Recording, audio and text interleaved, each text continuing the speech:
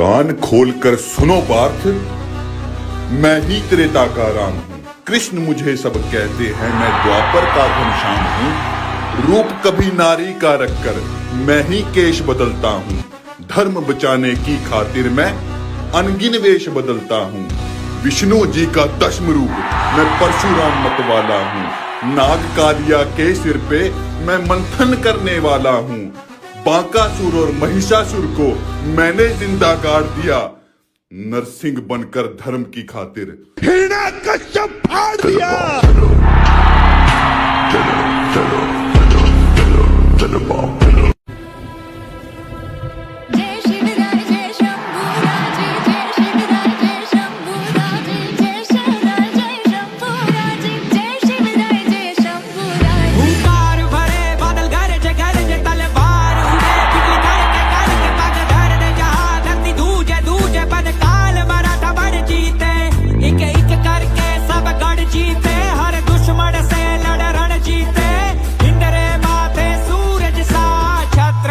वीर शिवा चमके।